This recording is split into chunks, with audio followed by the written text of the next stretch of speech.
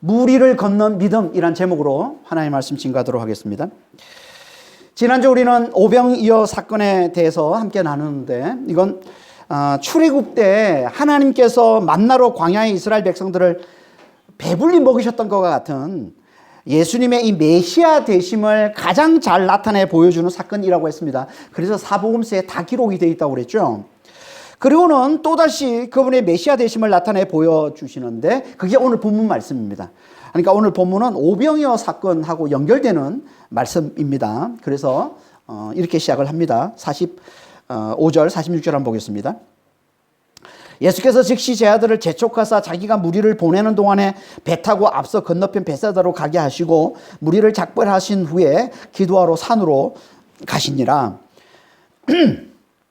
건너편 벳사다로 가게 하셨다. 이 말씀은 조금 헷갈립니다. 왜냐하면 앞에서 우리가 살펴봤던 오병이어 사건이 일어난 곳이 벳사다이기 때문에 그렇습니다. 그래서 그 말씀만 보면은 벳사다에 일어났는데 또 벳사다로 가게 했다? 좀 헷갈리는데요. 근데 이 갈릴리 바다, 갈릴리 호수 이 지도를 보면 우리가 좀 잘 이해할 수 있습니다. 벳사다가 어디 있다고요? 가버나움 동쪽에 있습니다. 근데 이 벳사다에는요, 협곡을 끼고 있습니다. 이 혈몬산까지, 갈릴리 호수에서 혈몬산까지 이르는 아주 긴 협곡을 끼고 있는데요. 그래서 벳사다가 동편 서편으로 나눠지는 거예요. 그러니까 지금 오병이어 사건이 일어난 곳은 벳사다 동편입니다. 협곡 동쪽에. 그 산기슭에서 이제 오병이어 사건이 일어난 것이고요.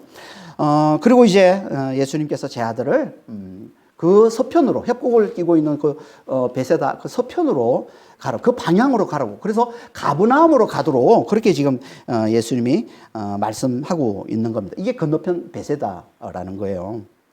근데 예수님께서 제 아들을 지금 어떻게 가라고 합니까?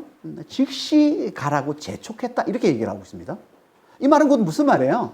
지금 어떤 긴급한 상황이 벌어지고 있음을 전제하고 있는 거죠, 지금. 그래서 예수님이 재촉했다라고 얘기를 하고 있는 거예요. 그런데 우리가 지난주 살펴봤지만 앞에서 일어난 일이 뭐예요?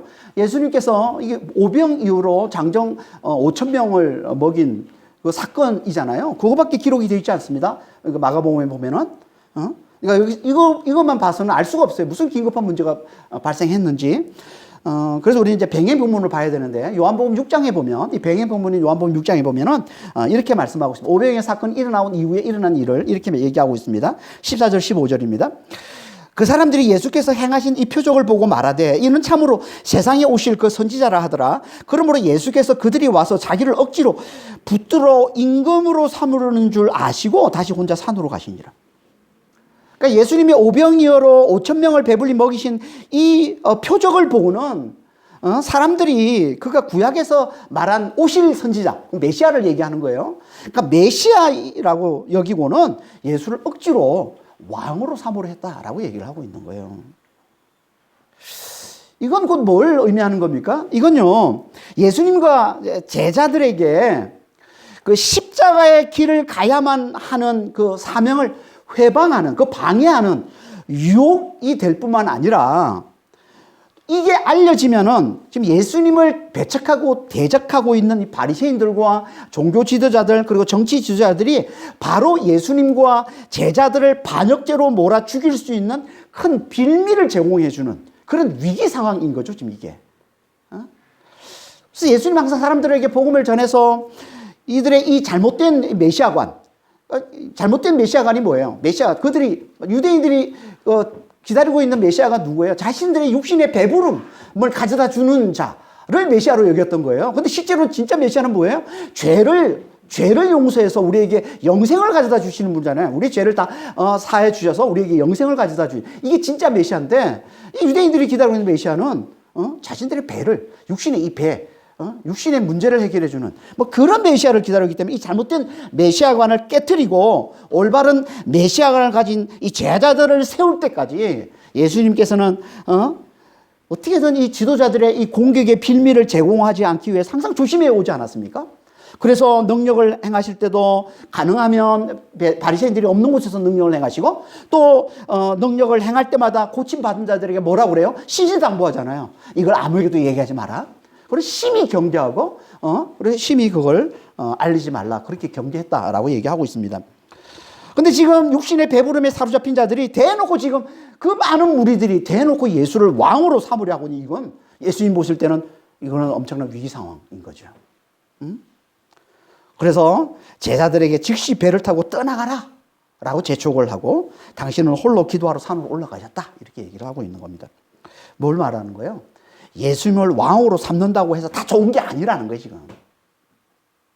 예수님을 높인다고 해서, 예수님을 자랑한다고 해서 다 좋은 게 아니다라고 얘기합니다. 그러니까 잘못된 메시아관을 가지고 예수님을 높이면, 예수님을 자랑하면 그건 오히려 예수님을 위기에 빠뜨리는 거라는 거예요. 결국은 예수님을 대적하는 행위가 되고 마는 거라는 거예요.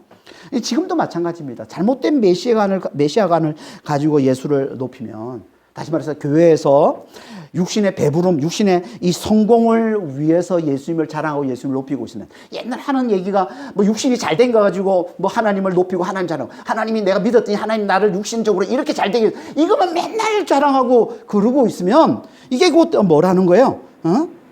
이게 곧 육신과 함께 정과 욕심이 십자가에 못 박혔다고 얘기하고 있는. 그래서 이제 우리는 성령으로 말미암아 영생의 이 의와 기쁨과 평강을 누리며 사는 자가 됐다는, 이 하나님 나라의 복음, 이 하나님 나라의 복음이잖아요. 로마서 14장 17절에 하나님 나라가 뭐라고 그랬습니까? 우리가 성령 안에 있는 의와 기쁨과 평강을 누리는 게 이게 하나님 나라라고 그랬잖아요.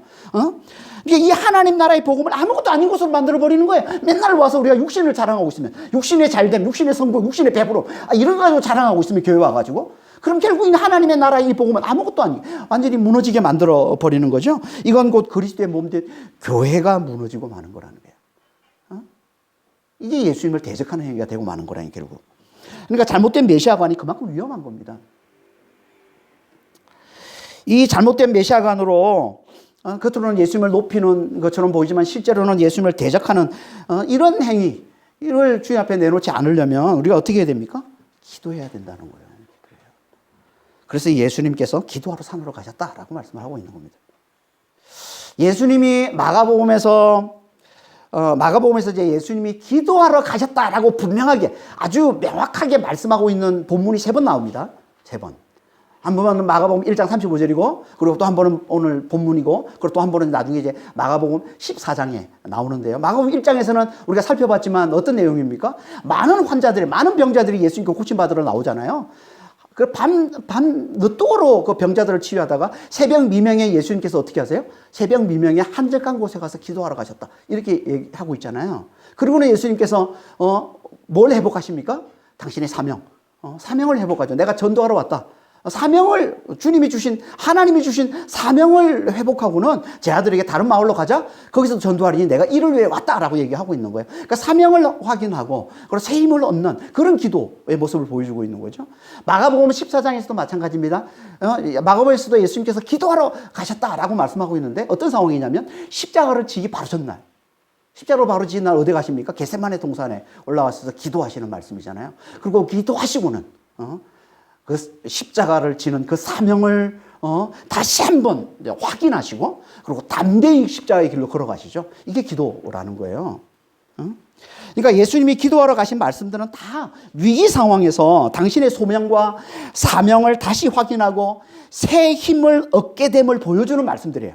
예수님께서 분명히 기도하러 가셨다, 이런 말씀을 할 때마다. 그러니까 오늘 본문도 예수님은 위기 상황에서 이 소명과 이 사명을 확인하고 그걸 감당할 수 있는 새 힘을 얻기 위해 기도하러 가셨다는 거예요. 예수님은 지금 무리가 자신을 왕으로 삼고자 하는 것을 이 육신의 욕심을 부추기는 이 유혹과 그리고 종교 지도자들의 이 핍박의 이 두려움을 가져다 주는 당신의 사명을 위협하는 영적 위기로 보신 겁니다. 이걸 영적 위기로 보시고는 이걸 어떻게 타개해 나가십니까? 기도하심으로 이걸 물리치시는 거예요. 이걸 이겨내시는 거예요. 한적한 곳에서 하나님과의 친밀한 사귐으로. 그래서 거기서 오는 이 성령의 능력과 이 성령이 주시는 이 확신으로 무장해서 이걸 물리치시더라는 겁니다. 예수님도 그러셨다면 우리는 오죽하겠습니까? 우리도 삶 가운데 우리의 이 소명과 이 사명을 위협하는 영적 위기가 얼마나 많습니까? 우리의 소명과 우리의 사명이 뭐예요? 우리 안에 예수님이 계시다는 예수 안에 하나님 나라를 사는 자가 됐다는, 하나님의 놀라운 사랑으로 영원한 구원, 부활과 영생을 누리며 사는 자가 되었고, 그래서 이제 우리를 통해 예수님이 드러나셔서 그 놀라운 사랑과 그 진리를 세상에 흘려주는 자가 됐다는, 이게 우리의 소명과 우리의 사명인 거예요. 우리는 하나님의 자녀가 됐고 하나님 나라를 사는 자가 됐다는 것. 그리고 이걸 세상에 흘려주는 삶을 사는 자가 됐다는, 이게 우리의 소명과 우리의 사명이란 말이에요. 그런데 이 소명과 이 사명을 위협하는 육신의 욕심을 부추기는 유혹과 이 환난의 이 두려움이 우리 삶 가운데 얼마나 많이 있습니까? 여러분, 우리에게 주어지는 모든 유혹과 이 모든 이런 어떤 두려움, 이것들은요, 결국은 우리의 이 소명과 이 사명, 하나님 우리에게 주신 이 소명과 이 사명을 위협하고 방해하고 가로막고 무너뜨리려는 사단의 계획인 거예요. 끊임없이 일어나고 있는 거 아니에요. 끊임없이 육신의 욕심을 부추기는 유혹이 있지 않습니까? 끊임없이 환난의 두려움들이 있잖아요. 맨날 걱정하고 맨날 두려워하고 근심하고 염려하고 이런 일들이 늘 있지 않습니까? 이런 영적 위기, 진짜 하나님 보시기에 큰 영적 위기인데, 이런 영적 위기를 어떻게 우리가 이겨냅니까? 어떻게 이걸 물리칩니까? 기도로 이겨낸다는 거예요. 예수님께서 그걸 모범으로 보여주시는 거잖아요. 그걸. 오직 기도로만 이겨낼 수 있다는 거예요. 예수님과의 친밀한 사귐으로만 이겨낼 수 있다는 거예요. 그래서 그분이 우리에게 똑똑히 깨우쳐주시는, 그렇게 주님과 친밀하게 사귈 때 그분이 우리에게 똑똑히 깨우쳐주시는 이 진리, 예수 안에서 나는 하나님의 놀라운 사랑과 영원한 구원을 누리며 사는 자라는, 그리고 이제 이걸 세상에 흘려주는 사명을 받은 자라는, 이 우리의 이 소명과 이 사명의 확신으로만 이걸 이겨낼 수 있는 거예요. 이 사명에 대한 확신이 있어야 우리 주변에 끊임없이 우리를 무너뜨리려고 하는 이 유혹과 이 두려움들, 이걸 우리가 이겨낼 수 있지. 안 그러면 이겨낼 수 없습니다. 오직 기도를 통해서. 예수님이 그러셨던 것처럼 우리의 사명, 우리의 소명과 우리의 사명을 잘 확인하고 우리 성령께서 주는 힘을 우리가 잘 공급받을 때 비로소 우리의 유혹과 두려움들을 잘 이겨내고 끝까지 사명을 잘 감당하는, 예수님을 따라가는 이 길을 잘 걸어갈 수 있다는 거예요. 그런데 그렇게 예수님이 산에서 홀로 이제 기도하고 있을 때 제 아들은 지금 어떤 상황입니까? 바다에서 큰 위기에 처하게 됩니다. 그게 47, 48절 말씀입니다. 저물매 배는 바다 가운데 있고 예수께서는 홀로 무태에 계시다가 바람이 거스름으로 제 아들이 힘겹게 노젓는 것을 보시고 밤 사경쯤에 바다 위로 걸어서 그들에게 오사 지나가려고 하시매. 오늘 본문에 보면 저물매 배는 바다 가운데 있고, 바다 가운데, 배가 바다 가운데 이렇게 돼 있는데, 병행 본문인 마태복음 14장 24절에서는 술이 떨어져 있고, 요한복음 6장 이제 19절에 보면은 10열이 떨어져 있다 이렇게 얘기합니다. 10열이는 오늘날로 계산하면 한 2km 정도 됩니다. 2km 정도 되는 거리인데요. 그러니까 무태에서 지금 2km 정도 떨어져 있는 바다 가운데에 지금 제 아들이 있다는 거예요. 근데 그 정도 거리에서 지금 어떤 상황이에요? 강한 역풍을 만나서 밤 사경까지 꼼짝 못하고 힘겹게 노를 젓고 있는 그런 상황이라는 거예요. 이걸 예수님이 보셨다는 겁니다. 밤 사경은요, 우리로 지금 시간으로 계산하면 새벽 3시에서 6시 사이를 얘기합니다. 당시 이제 로마인 시간은 밤을 이제 4경으로 나누죠, 4경. 1경이 6시부터 이제 9시까지고, 그 계산하면 이제 사경은 새벽 3시부터 6시까지예요.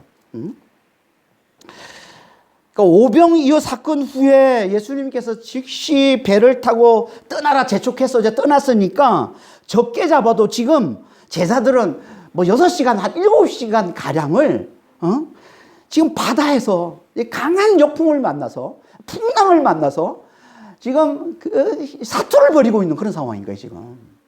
밤새도록. 이걸 예수님이 보신 거예요. 그러면 어떻게 하십니까?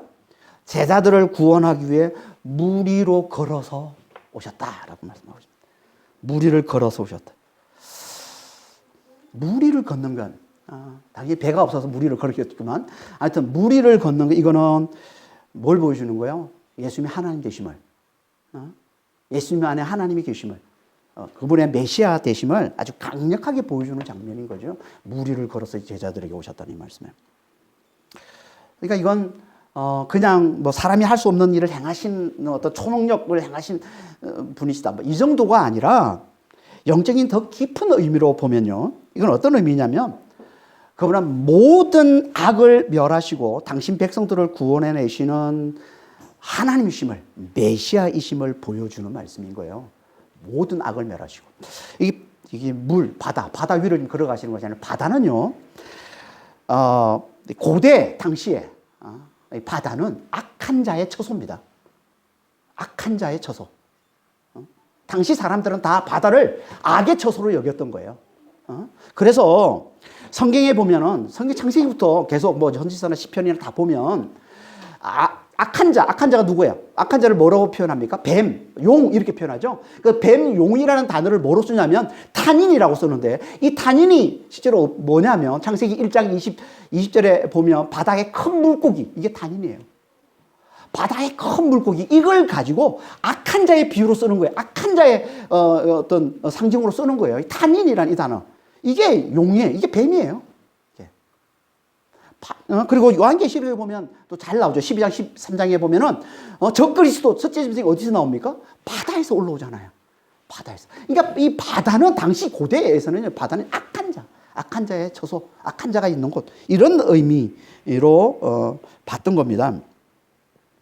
그러니까 지금 예수님이 바다 위를 걸어오셨다라는 이 말은요, 그가 세상의 악한 자들을 멸하고 당신 백성들을 구원해내시는 메시아 되심을 잘 보여주는 거라는 겁니다.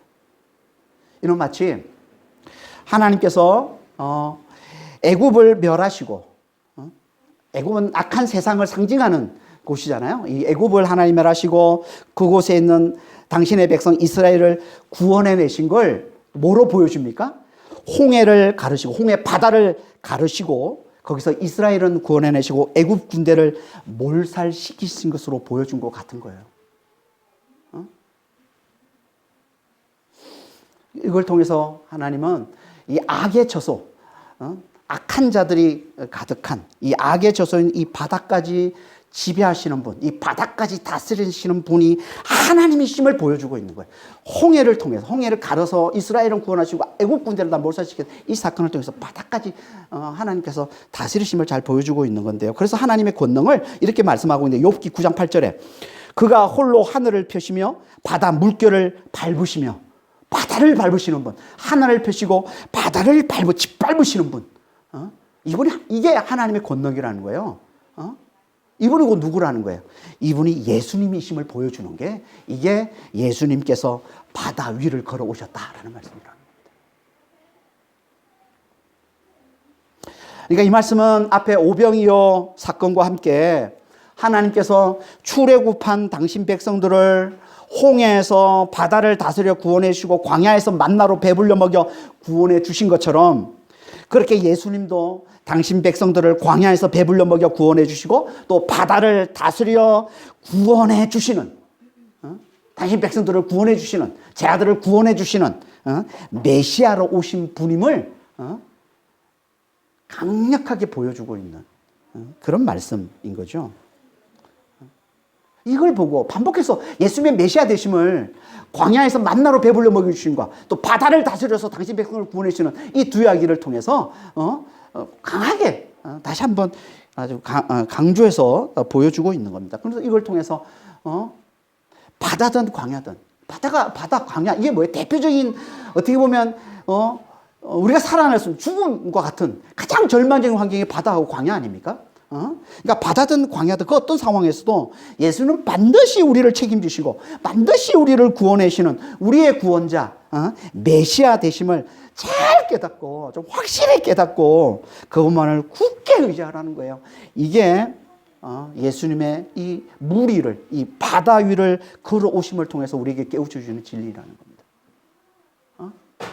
바다와 광야와 바다 거기서 얼마든지 우리를 배불리 먹여 구원해 주시고 얼마든지 악한 자들을 멸하고 우리를 구원해 주시는 우리의 끝까지 우리를 책임지시고 반드시 우리를 구원해 주시는 메시아 되심을 확실히 깨달으라는 거예요. 이걸 보고 이 이야기가 그분의 메시아 되심, 그분의 하나님 되심을 보여주는, 하나님 되심을 말하고 있는 것임을 잘 보여주는 중요한 단어가 하나 있는데 그게 뭐냐면 그분이 지나가려 하셨다는 겁니다. 지나가려 하셨다는 거예요. 어떻게 보면 이해가 안 되는, 예수님 지금 제 아들을 구원하러 오시는 거잖아요. 바다 위로 걸어서. 예수님 제 아들, 지금 풍랑을 만나서 사투를 벌이고 있는 이 제 아들을 구원하러 오시는데, 근데 이해할 수 없는 행동을 하시는데 뭐예요? 지나가려 하신다는 거예요. 무슨 말이에요, 이게? 왜 지나가려 하실까요, 예수님께서? 그건요, 이게 하나님의 영광을 드러내는 행위이기 때문에 그런 겁니다. 지나가는 게. 하나님은 당신의 종에게 영광을 나타내실 때, 그 영광을 온전히 보면 살 수 없기 때문에 부분적으로만 보여주십니다. 이게 지나가는 거예요. 그래서 모세에게도 엘리야에게도 하나님께서 나타나셔서 당신의 영광을 보여주시는데 이렇게 말씀하고 있는 겁니다. 출애굽기 33장 20절에서 23절입니다. 너가 내 얼굴을 보지 못하려니 나를 보고 살 자가 없음이니라. 내 영광이 지나갈 때 내가 너를 반석 틈에 두고 내가 지나도록 내 손으로 너를 덮었다가 손을 거두리니 네가 내 등을 볼 것이요 얼굴은 보지 못하리라. 열왕기상 19장 11절입니다. 여호와께서 이러시되 너는 나가서 여호와 앞에서 산에 서라 하시더니 여호와께서 지나가시는데 여호와 앞에 크고 강한 바람이 산을 가르고 바위를 부수니 바람 가운데 여호와께서 계시지 않냐고, 뭐 지진이나 지진 가운데 계시지 않냐고, 세미한 소리가 들리는데 거기에 여호와께서 계시더라, 이 말씀을 지금 하고 있는, 엘리야에게 하시는 말씀이고 앞에 출애굽기는 모세에게 하고 있는, 모세에게 하나님이 나타나시는, 모세와 엘리야 율법과 선지자의 대표죠. 그래서 예수님께 베나산에서 누굴 만납니까? 모세와 엘리야를 만나는 거예요. 율법과 선지자, 이게 구약이거든요. 이 구약의 전체를 대표하는 모세와 엘리야를 예수님이 만나는 거 아니에요, 베나산에서. 그러니까 이 율법과 선지자를 대표하는 이 모세와 엘리야에게 하나님이 나타나시는데 어떻게 나타나세요? 하나님의 영광을 직접 보면 죽으니까, 살 수가 없으니까 지나가는 모습으로 나타나셨다는 거예요. 하나님의 영광을 나타나는 걸, 하나님의 영광을 나타내는 걸 성경에서는 이렇게 표현하고 있는 거예요. 하나님이 지나가시다. 하나님의 영광이 지나가는 것으로. 그러니까 예수님이 지금 지나가시는 건 그분의 하나님 되심을 나타내시고 또 하나님의 영광을 나타내심. 지금 그분이 나타나신 이게 곧 하나님의 영광을 나타내는 것임을 확실히 보여주고 있는 거예요. 지나가신다는 이 말씀을 통해서. 그러니까 이걸 보고 그분 안에 하나님의 계심을 잘 깨달으라는 거예요. 그리고 이 순간이, 지금 이때가 하나님의 영광이 나타나는 때임을, 하나님의 영광이 나타나는 순간임을 잘 깨달으라는 거예요. 하나님의 영광이 나타난다는 게 뭐예요? 이게 구원이란 말이에요. 하나님의 영광을 나타내시는 게 그게 구원이 되는 겁니다. 그러니까 예수님은 지금 하나님의 영광을 나타내심으로 공경에 처한 제자들을 구원해 주고 계시다는 거예요. 이게 예수님께서 무리를 걸어 지나가신다는 이 말씀을 통해서 우리에게 가르치고 있는 겁니다.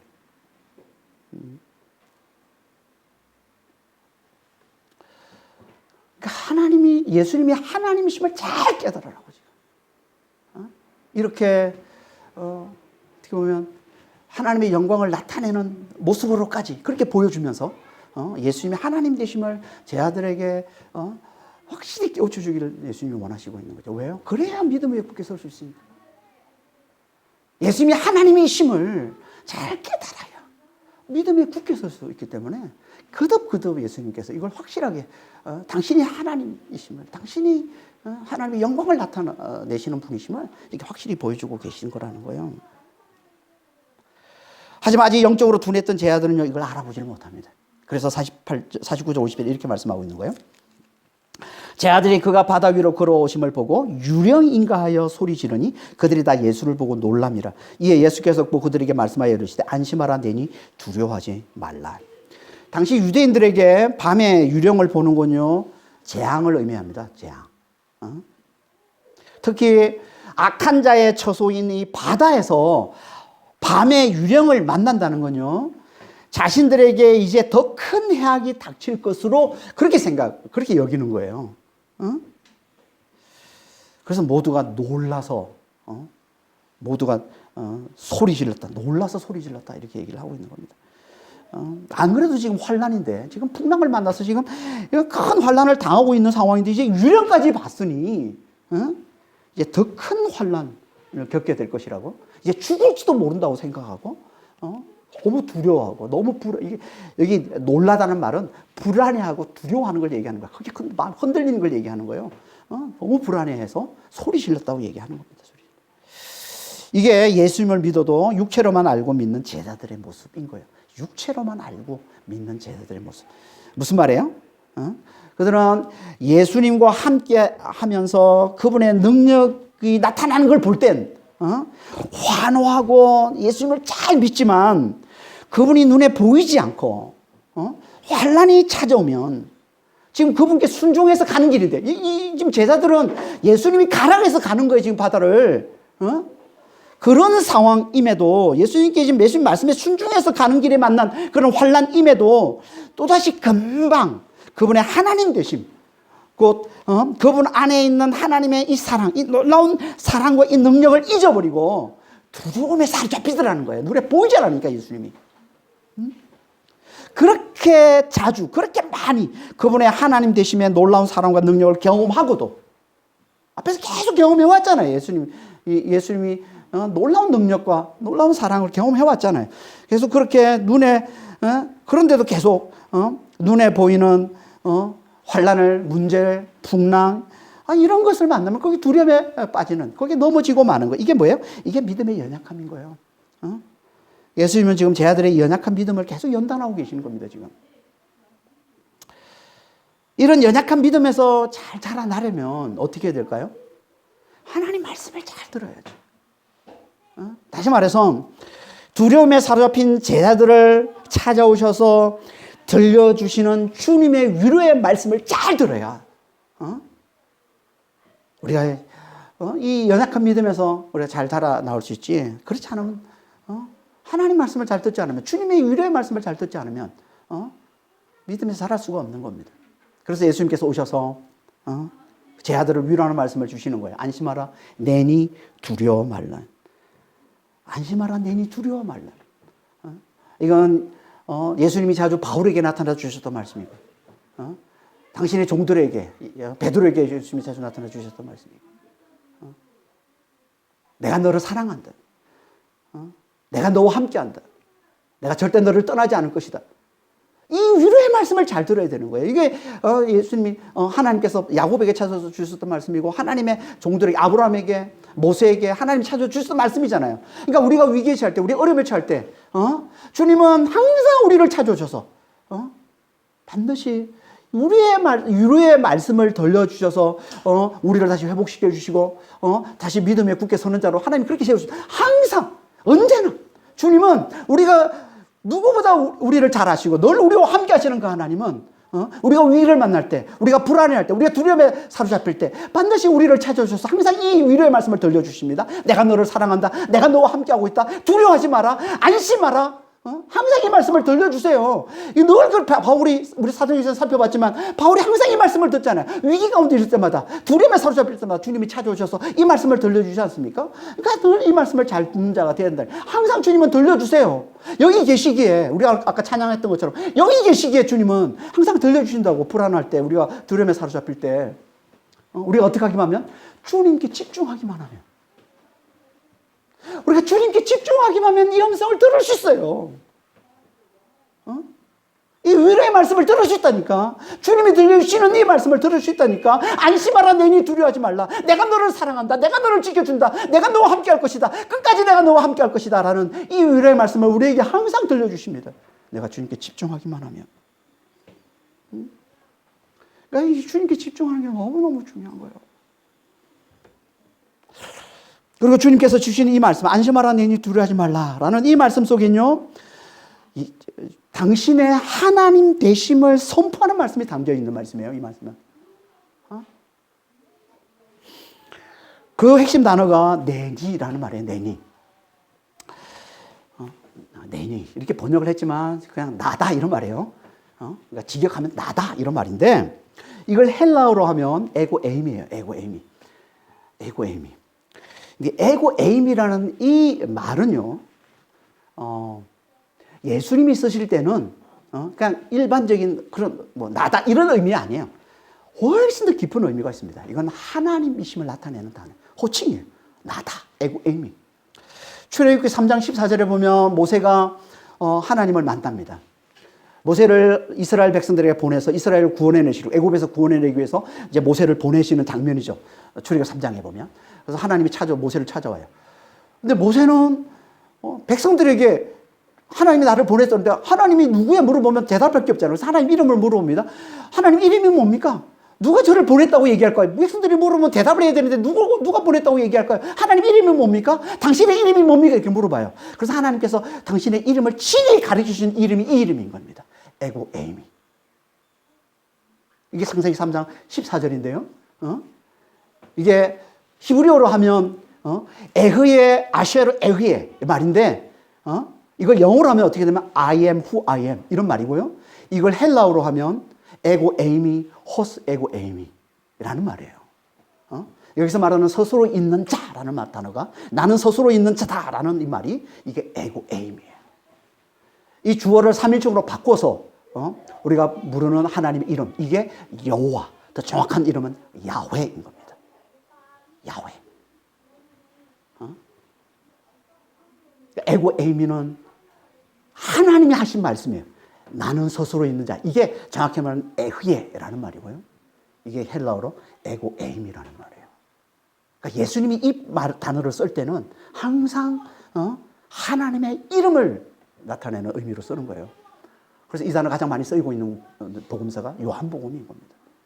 요한복음에 자주 예수님께서 에고 에임이라는 단어를 자주 많이 쓰는 거예요. 그러니까 여기 나오는 에고 에이미는요 그냥 단순히 나다라는 뜻이 아니라 하나님의 현현, 다시 말해서 예수님의 하나님 되심을 나타내는 말씀인 겁니다. 그러니까 예수님은 지금 무리를 걸어오셔서 지나가심을 통해 무리를 걸어오시는 것도 지금 이게 하나님 되심을 보여주는 거고 지나가시는 것을 통해서 하나님의 영광을 나타내심을 보여주고 있는 것이고 그것도 모르더라도 지금 말씀을 통해서 또다시 반복해서 당신의 하나님 되심을 강조해서 나타내 보여주고 있는 거예요. 왜요? 어떻게 해서든 제 아들에게 당신의 하나님 되심의 이 진리를 확실히 깨우쳐 주기를 원하셔서 그래야 제자들이 믿음에 굳게 설 수 있으니까 당신의 하나님 되심을 당신이 메시아 되심을 어떻게든 제자들에게 확실하게 깨우쳐 주기를 원하셨던 겁니다. 그런데 예수님의 이 계시, 이 하나님 되심, 이 메시아 되심을 보고 무리를 걸어오고 지나가는 그리고 말씀을 통해서 이걸 보고 들은 제자들이 어떻게 반응을 합니까? 오늘 본문에는 제자들의 반응이 나오질 않습니다. 그래서 배경 본문을 같이 봐야 하는데 마태복음 14장에 보면은요 제자들을 대표하는 베드로의 반응이 나옵니다. 이 말씀을 듣고 이걸 보고 무리를 걸어오시고 또 이렇게 말씀하시는 이걸 보고 듣고는 보여주는 베드로의 반응이 나옵니다. 마태복음 14장 28절에서 31절입니다. 베드로가 대답하여 이르되 주여 만일 주시었거든 나를 명하사 무리로 오라 하소서하니 오라 하시니 베드로가 배에서 내려 무리로 걸어서 예수께로 가되 바람을 보고 무서워 빠져가는지라 소리 질러 이르되 주여 나를 구원하소서 하니 예수께서 즉시 손을 내밀어 그를 붙잡으시며 이르시되 믿음이 작은 자야 왜 의심하였느냐 하시고 이 말씀이 마가복음에는 빠져 있습니다. 왜 그렇습니까? 우리 앞에서 살펴봤지만 마가복음은 어디에 초점을 맞췄다고요? 예수님께 초점을 맞춘 거예요.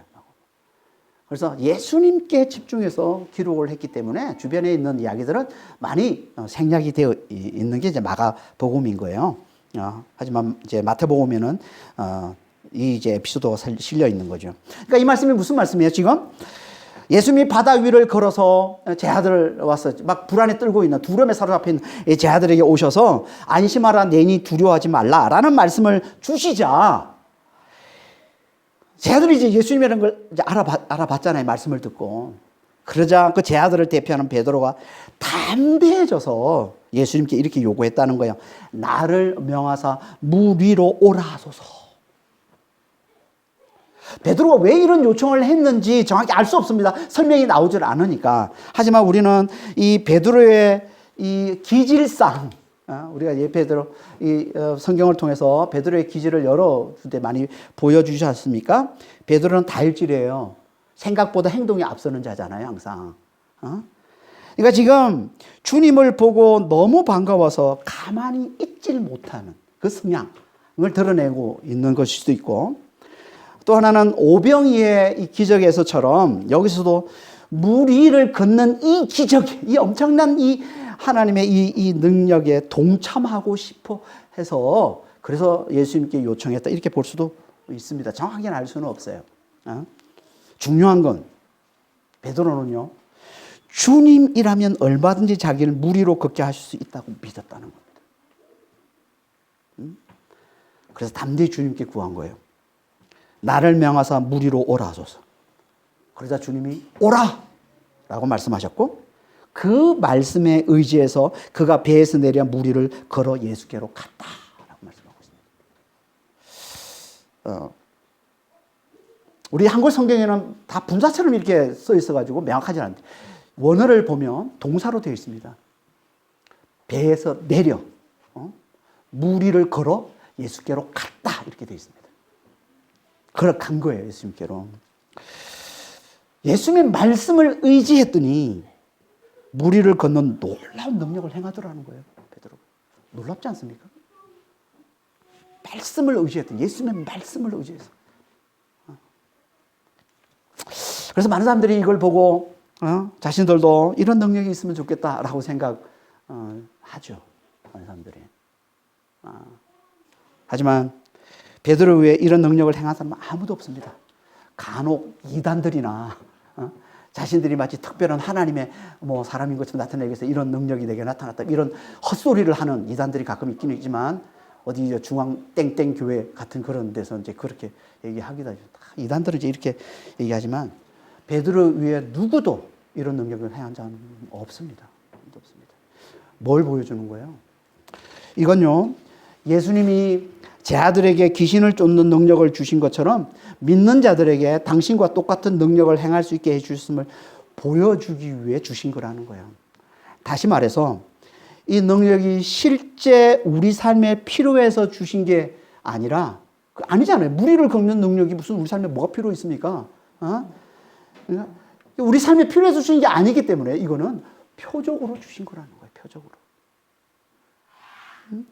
귀신을 쫓고 병든 자를 고치는 이런 능력들은 실제로 우리의 삶에 필요한 능력이기 때문에 항상 예수 안에서 우리에게 나타나도록 해 주시는 거지만, 이거는 그럴 필요가 없는, 우리 삶에 필요한 게 아니기 때문에 그래서 위를 걷는 그런 능력은 베드로 위에는 나타나지는 않는 거예요. 이건 표적으로 주신 거라는 거예요. 마치 오병이어의 능력이 예수를 믿을 때 영생을 얻는 표적으로 주신 것처럼 한 번 딱 일어난 거예요. 오병이어의 능력은.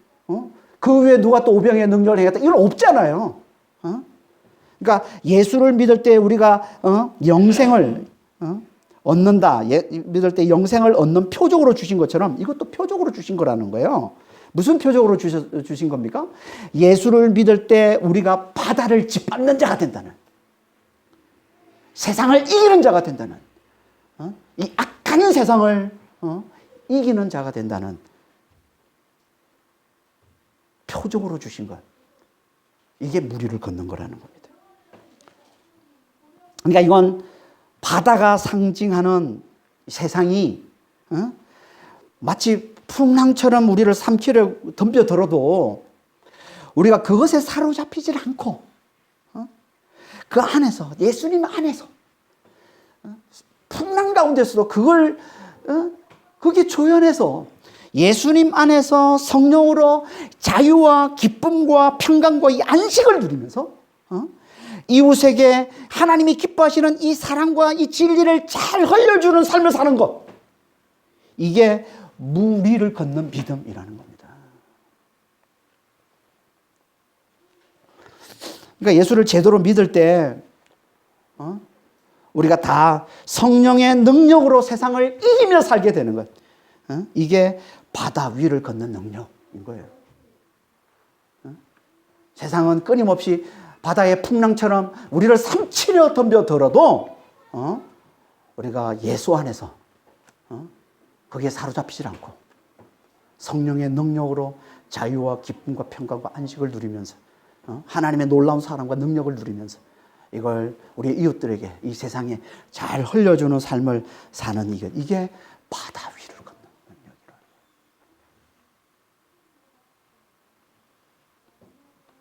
우리 예수를 제대로 잘 믿을 때 우리에게 나타나는 능력이 이거라는 겁니다. 예수를 잘 믿는 게 너무너무 중요한 거죠. 제대로 믿는 게 너무너무 중요하죠. 예수를 제대로 믿는 게 뭐예요? 예수님께 집중하는 겁니다. 예수께 집중하는 거예요. 그래서 베드로가 언제 무리를 걷습니까? 예수님께 집중할 때 무리를 걷습니다. 예수님께 집중할 때 베드로가 무리를 걸었지만 거기에 실패하자. 그걸 놓쳐버리자. 무서워서 바로 바다에 빠지더라는 겁니다. 이게 마태복음 14장 30절 말씀이잖아요. 그리고 예수님께 구원하소서. 그러니까 예수님께서 그를 붙들어 주시고 이렇게 말씀하시죠. 31절에 믿음이 적은 자야 왜 의심하였느냐. 믿음이 적은 자야 왜 의심하였느냐. 예수님께 집중할 때는 바다를 걸었는데 갑자기 눈을 돌려서 바람을 보는 순간 무서움이 생겨났고 그래서 바다에 빠지더라는 겁니다. 예수님께 에세우스를 청했어요. 주님 구원하소서. 그랬더니 예수님께서 붙드시고 하신 말씀이에요. 믿음이 적은 자야 왜 의심하였느냐. 의심이 뭐라는 거예요? 의심이라는 단어가 디스타존데 헬라어로. 이 말은 직역을 하면 어떤 뜻이냐면 두 군데에 서 있다 이런 말이에요. 두 군데, 사람이 어떻게 두 군데에 서 있습니까? 한 군데, 여기 서 있으면 다른 군데 못 서 있잖아요. 근데 두 군데에 서 있는 걸 말하는 거예요. 이게 디스타존. 무슨 말이에요? 우리로 치면 양다리 걸치기 하고 있는 거예요. 양다리 걸치기. 두 군데에 서 있어서 마음을 정하지 못하는 것. 이게 의심이라는 겁니다. 그러니까 베드로는 지금 예수님과 바람 둘 다 둘 위에 서 있었다는 얘기예요. 굳게 서 있었던 거예요. 다시 말해서 예수님과 바람 둘 다 주목해서 봤다는 거예요. 둘 다 집중했다는 거예요. 그거는 집중이 아니라는 거예요. 그건 마음을 정하지 못하는 거라는 거예요. 그러면 믿음이 약해져서 주님을 잊어버리고 무서움으로 물속에 빠져들고 만다는 겁니다.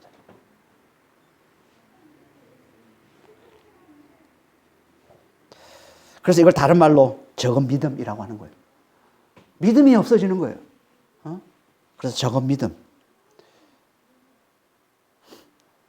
그러니까 베드로는 지금 예수님께 주목해야 되는데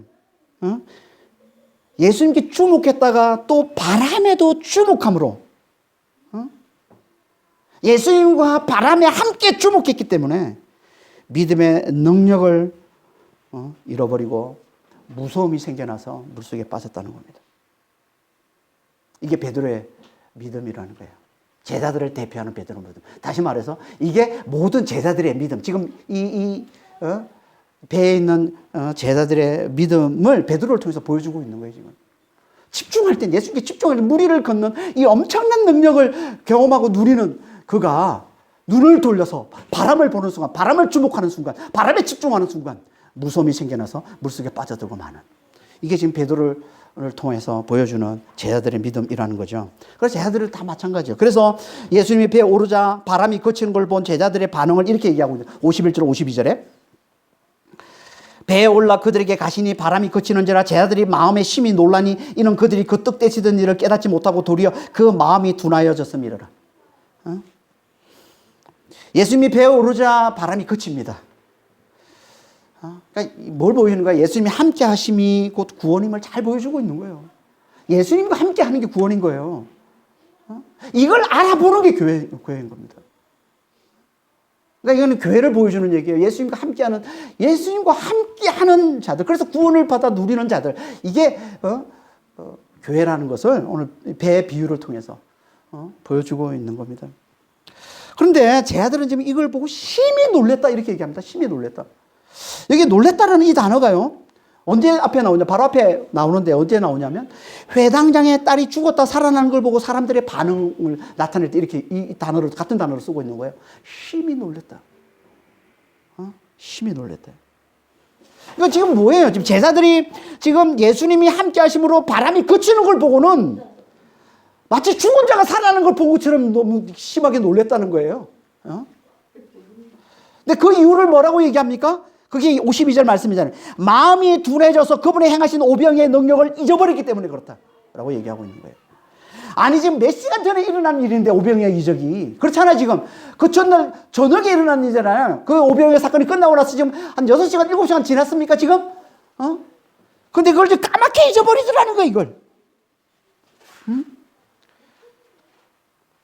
그걸 까맣게 잊어버리는 거예요. 근데 그 이유를 얘기하고 있는데 그게 뭐예요? 마음이 둔해져서. 마음이 둔해져서 오병이의 이 엄청난 이 능력, 이거를 잊어버렸더라, 얘기하고 있는 거예요, 지금. 왜 마음이 둔해집니까? 의심 때문에 그런 거예요, 의심 때문에. 예수님께 주목했다가 또 바람에 주목했기 때문에 그러는 거예요. 말씀에 주목했다가 또 현실의 문제에 주목했기 때문에 그러는 거예요. 내게 일어나는 이 환란에 주목했기 때문에 그러는 거예요. 그러면 앞에 있었던 예수님이 행하신 일을 잊어버리는 거예요. 이게 마음이 둔해지는 겁니다.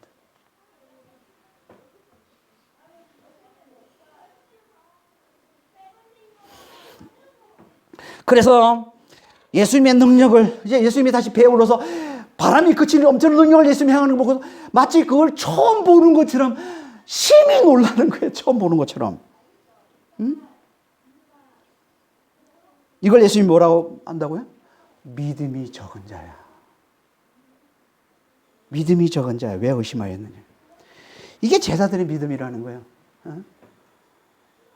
그 전까지 그렇게 많은 능력을 나타내 보여줬는데 그걸 다 잊어버리고 마치 지금 나타난 이 능력을 마치 처음 보는 것처럼 심히 놀라는 거예요. 죽은 자가 살아나는 걸 본 것처럼 심히 놀라는 거예요. 우리가 지금 예수님을 믿는다고 우리 삶 가운데 예수님의 능력을 그렇게 많이 경험하고 은혜를 많이 경험했어도 불구하고 지금 내 삶 가운데 좀 놀라운 하나님의 능력을 나타내 보시면 마치 그게 처음 본 것처럼 우리가 심히 놀라고 있으면 예수님이 우리에게 뭐라고 말씀하실까요? 올리고 피스토스, 믿음이 적은 자야, 이렇게 얘기하시는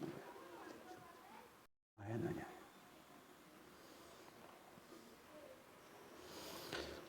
이걸 대표해서 보여주는 게 예수님께 주목할 땐 무리를 잘 걸었다가 거기서 눈을 돌려서 바람에 주목하면서 무서움으로 물속에 빠져드는 이 베드로의 믿음이라는 거예요. 이걸 대표해서 보여주는 게.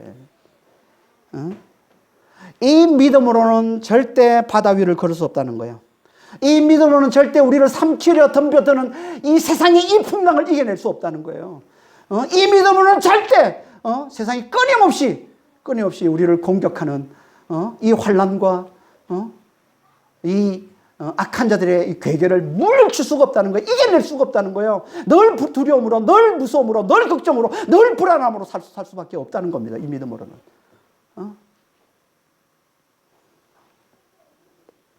어떻게 바다 위를 걷는다고요? 어떻게 해요? 예수님께 주목할 때. 오직 예수님께만 주목할 때. 예수님이 행하신 일, 예수님의 말씀, 늘 거기에 우리가 주목하고 있을 때, 늘 거기에 집중하고 있을 때. 그때 비로소 우리는 바다 위를 걷는 자가 된다는 거예요. 바다 위를.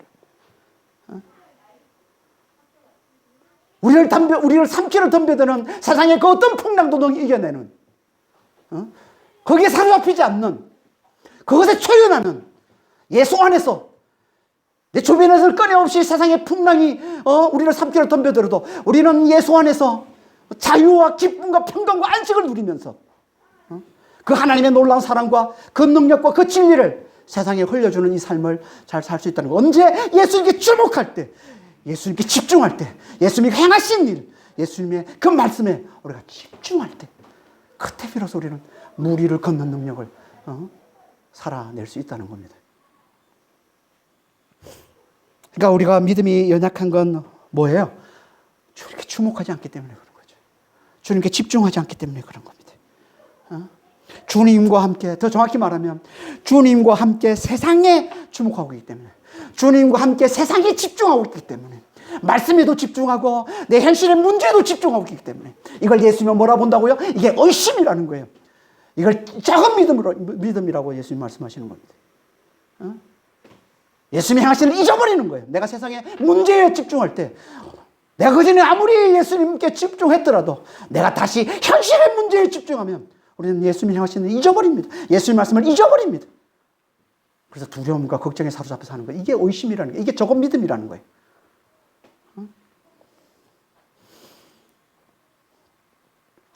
우리 자신을 돌아보시길 바랍니다. 우리는 예수님께 얼마나 잘 주목하고 있는지, 제대로 주목하고 있는지. 우리가 정말 무리를 건넌 삶을 잘 살기를 원하십니까? 주목해야 돼요. 아까도 얘기했지만 세상의 승리의 비결이 뭐라고? 세상 사람들이 다 알고 있는 승리의 비결이 뭐라고요? 성공의 비결이 뭐라고요? 선택과 집중이잖아요. 선택과 집중이에요. 내가 잘하는 걸 잘 알아보고 거기에 집중할 때 성공한다고 다들 그렇게 얘기하지 않습니까? 이건 하나님께서 영적인 원리를 비유로 보여주는 거예요. 이게 영적인 원리라는 거예요. 우리가 영원한 세상에서, 영원한 삶에서 우리가 승리하고 우리가 성공하는 비결이 여기 있다는 거예요. 선택과 집중이에요. 예수님을 선택하고 예수님께 집중하는 거예요. 저는 하나님께서 예수님께 집중하는 이 놀라운 이 능력, 예수님께 집중하는 이 놀라운 은혜, 이걸 깨닫게 해주시면서 하나님이 저에게 계속 생각나게 해주시는, 계속 이 연결해서 생각나게 하시는 이야기가 베드로의 무리를 걷는 이야기예요. 여러분, 집중하는 게 무리를 걷는 믿음인 겁니다. 예수님께 집중하는 게.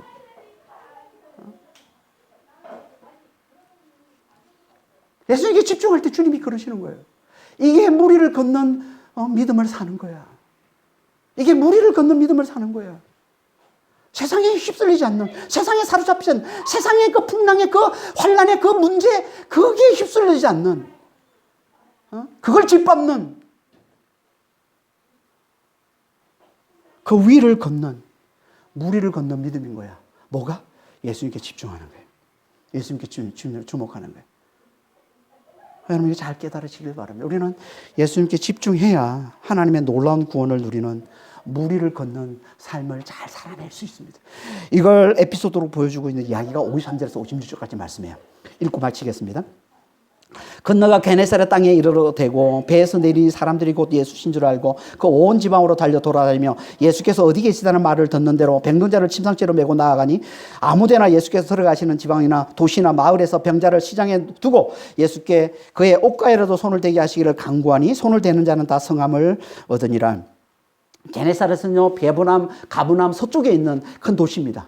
예, 가브남 서쪽이에요. 그러니까 지금 바람과 사투를 하다가 예수님이 이제 배에 올라타시면서 바람이 거치고 다시 노를 저어서 이제 간 곳이 가브남 서쪽에 있는 게네사렛에 도착을 한 거예요. 이것 가브남 옆이기 때문에 예수님의 소문을 다 들었을 것이고 예수님이 잘 알았을 거예요. 그분이 얼마나 능력을 많이 행하시는 분인지를 잘 알았을 겁니다. 그래서 그들이 예수님이 배에서 나오고 그분이 예수님인지를 알아보고는 어떻게 됐다고 합니까? 온 동네가 난리가 난 거예요. 온 동네가. 56절에 보면, 55절에 보면 뭐라고 그래요? 온 지방으로 뛰어 돌아다니는 거예요. 사람들이 지금 예수님을 보고는 다 사람들이 뛰어 돌아다녀요. 그러면서 병자들을, 예수님이 어디 계시다는 말을 듣고는 병자들을 침상체로 메고 예수님께로 간 것이고요. 또 예수님이 어디 들어간다 그러면은 또 어디 마을 어떤 촌 가면 다 사람들이 병자들을 데리고 광장에, 시장이라고 되어 있지만 광장이에요. 광장. 사람들이 붐비는 곳. 그곳에 병자들을 눕히고서 예수님이 지나갈 때 그 옷가에다 손만 만지게 해달라고 그렇게 강구했다는 거예요. 그러자 다 고침받고 다 구원받았다라고 얘기하고 있는 겁니다. 지금. 뭘 보여주는 거예요, 지금? 한마디로 온 도시가 예수님께 집중하고 있음을 보여주고 있는 거예요. 예수님께 집중하고 있음을 보여주는 거예요. 그러자 그들에게 놀라운 구원이 임하더라는 겁니다. 그러니까 예수님께 집중하는 게 놀라운 구원임을, 무리를 걷는 능력을 우리 삶 가운데 누리며 사는 비결임을 잘 보여주고 있는 에피소드가 게네사렛 이야기라는 겁니다. 그러니까 정말 무리를 걷는 믿음이 뭐라고요? 예수님께 집중하는, 예수님께 집중하는 것임을 잘 알고, 늘 예수님께 잘 집중하므로, 예수님께 잘 주목하므로. 저는 요즘 기도할 때 제 기도의 핵심은 예수님께 주목하는 거예요. 예수님께 집중하는 겁니다. 지금 아침에 일어나면 한 30분, 40분 기도하는데 거의 대부분 기도는 예수님께 집중하는 기도예요. 예수님 지금 여기 계시다는 것을 말씀을 붙들고 확신하는 겁니다. 그럼 처음에는 떠돌죠. 뭐 좀 잡히지 않습니다. 근데 집중해 보세요. 그러면 진짜 주님이 지금 나와 함께 하시는 걸 느낀다니까요. 그게 내게 실제로 힘을 가져다 준다니까요. 담대해진다니까요. 문제가 나를 둘러싸고 있어도 그 문제가 아무것도 아닌 것처럼 작은 것처럼 여기 만들어 준다니까요. 예수님이 지금 나와 함께 하시는 걸 내가 느껴지니까. 바다를 가르시는 그분이, 바다를 짓밟으시는 그분이, 풍랑을 잠재우시는 그분이, 죽은 자를 살리시는 그분이, 천지를 다스리시는 그분이 지금 나와 함께 하시는 걸 내가 느껴지니까 나를 둘러싸고 있는 문제들이 아무리 큰 풍랑이라도 그게 잠재워진다니까요.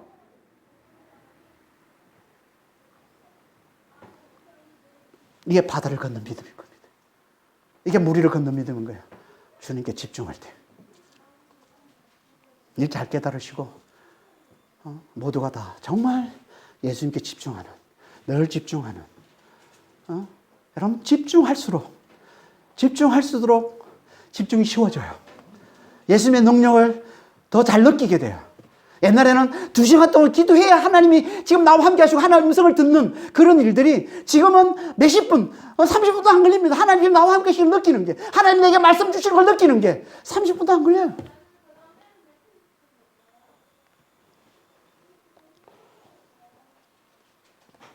정말 예수님께 집중하는 자가 잘 되셔서 무리를 걷는 삶. 우리 삶을 둘러싸고 있는 문제에 휘둘려가지고 맨날 무서워서 불안해서 벌벌 떠는 삶이 아니라 그 안에서 자유와 성령의 능력으로 자유와 기쁨과 평강과 안식을 누리면서 내 주변에서 지금 예수님을 아직도 모르고 있는, 제대로 발견하지 못하고 있는 주변 사람들에게 이 하나님의 놀라운 능력과 사랑을 흘려주는 이 삶을 잘 사시는